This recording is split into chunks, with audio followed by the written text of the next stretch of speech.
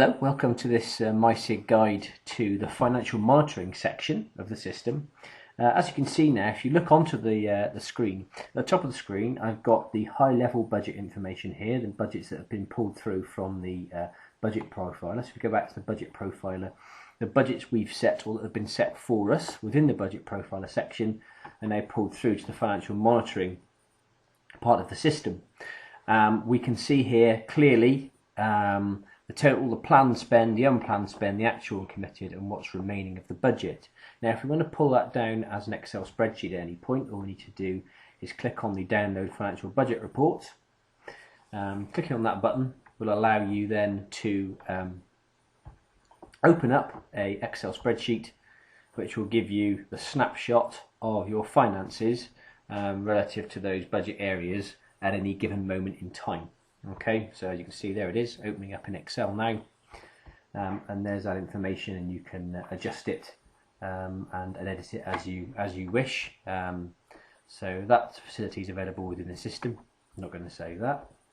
And then underneath, in the activity section, each of the activities now from the school activity plan section is pulled through, and this is where we can monitor and complete the information required by the local authority in terms of the information surrounding the invoices, the finance codes, the pay numbers, and where the expenditure has been spent. So for example, if I had an invoice number here and a financial code, and I could put in a pay number as well.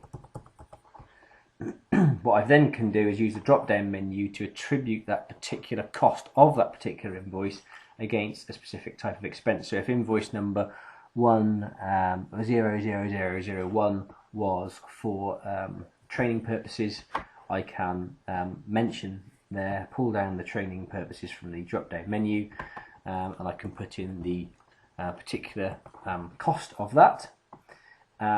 What I can then do is, if the second invoice comes in against that particular activity, I can add an additional line. And I can keep adding additional lines as new invoices come in against different activities. When I'm finished, all I need to do is click on Done,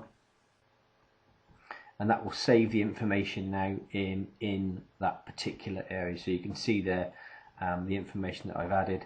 If I add a further, if I edit it again, I can add a further line, put in a second invoice, and then a different, perhaps it's a different financial code.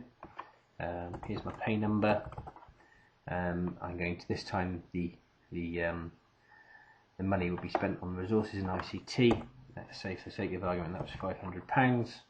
Okay, click on Done, and it's added a second line to that particular resource, and that's how therefore we can track that information through.